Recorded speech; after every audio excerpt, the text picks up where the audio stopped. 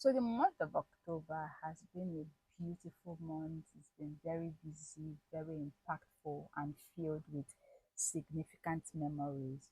It began with me writing my personal brand story. I really had to sit down, introspect, remember where I started, where I am, the things that happened in between, and it was truly, truly enlightening and empowering.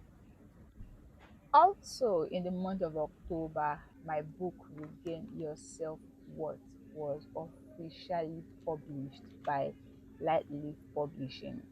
From when this journey started, from the writing to the documenting to everything that led up to this moment, it's been truly an adventure. It's actually been an adventure, one that I find very fulfilling. So, Regain Your Self Worth is available for order.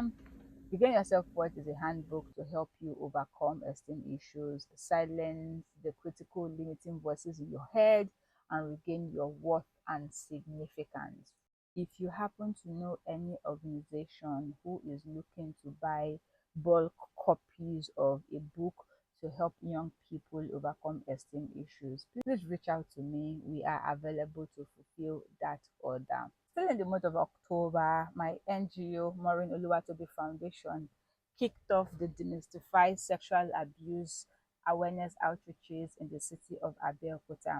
Our intention was to visit a number of schools, public and private schools within our neighborhood, teach them about sexual respect, how to respect their body, how to respect the bodies of other people, teach them about consent, teach them preventive and safety measures that would help them prevent them from becoming victims of rape, sexual abuse, or sexual harassment. And we also spoke to them about the provision of healing and recovery if anyone has already been a victim of rape and sexual abuse. One of the most exciting parts of our preparation was training the facilitators and new volunteers who had joined us to ensure we all had the same message and that we were all on the same page as regards the message that we were taking into the schools, because we understand the power of education. On the appointed day, we visited the first school on our calendar, and it was such an enlightening experience. It was immersive because we spoke to them about practical things they can do to prevent sexual abuse or sexual harassment. We told them the difference between a good touch and a bad touch, and we told them what to do if someone touched them in a bad way. And of course, we used the PANT acronym to teach them safety and prevention. P being that their private parts are private, A being always remember your body belongs to you, N simply means no, T means talk about every secret that upsets you, and S being speak up, someone is going to help you. Now, we made it very interactive and very exciting for the children so they will always remember.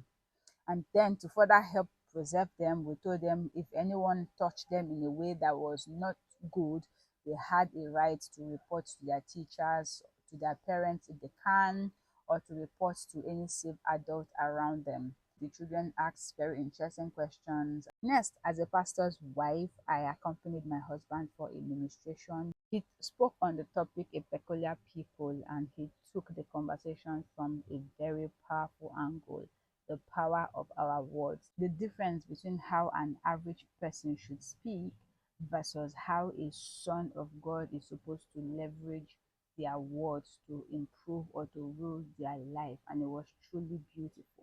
Now, let me pause here to say that I am proud of my husband. I am proud of the ministry that God has put into his hands. And the next couple of days would have me training beautiful participants that enrolled for Reclaim Your Power, the 3 days virtual trauma recovery program that I put together as a coach, counselor, and therapist to help people navigate the journey of trauma and trauma recovery. And yeah, the next couple of days would have us continue the demystify sexual abuse awareness outreaches in schools in the city of Abeokuta.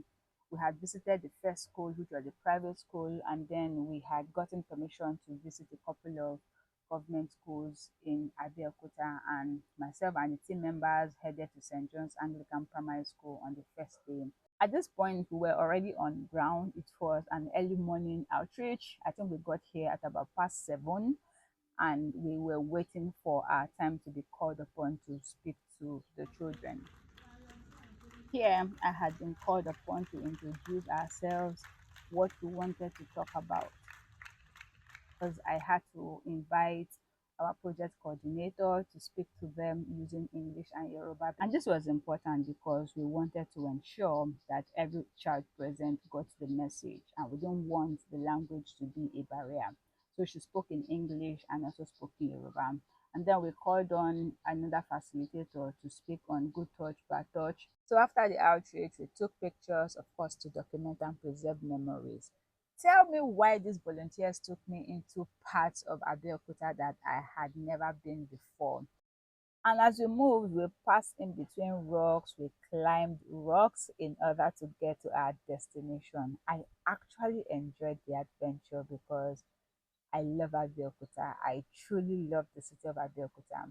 The terrain were so beautiful, the rocks were breathtaking. Let me take these few seconds to encourage you to document memories, take pictures, record videos. You would need them in future. This is day 2 of the Demystify Sexual Abuse Awareness Outreach 2.0. We visited one of the schools yesterday, and today we had to visit 2 other schools in the same neighborhood. First, a primary school. Second, we're going to talk to the junior secondary section. During my session, I showed them different ways sexual harassment can happen. And of course, I shared with them preventive measures, how to keep themselves safe from rape, sexual abuse, and all of these devices that impact the lives of people. We also shared tips on what survivors can do and how they can get help. And of course, we spoke on healing, recovery, and wholeness, speaking directly to those who may have experienced rape, sexual abuse, sexual assault, sexual harassment. While we were doing the Lord's work in the junior secondary school, the team assigned to the primary school were also doing the Lord's work. They spoke to the primary school children on safety and preventive measures. We spoke to them about PANS, the acronym, spoke to them about good touch, bad touch, how to report if someone has touched them. And of course, it was important to give a practical analogy on what some of these concepts are: good touch, bad touch, what was a good touch, and what was a bad touch. Overall, it has been a refreshing experience and adventure for me and for everyone who showed up. At the Demystify Abuse campaign, we envision a world where sexual respect is the norm, not the exception, and survivors are empowered to live a whole and liberated life. Thank you so much to all of my awesome facilitators and everyone who volunteered. Their beautiful faces, you can see them. I will look forward to much more schools we are visiting in November. Joyfully, to round off the month of October, it was my husband's birthday on the 28th.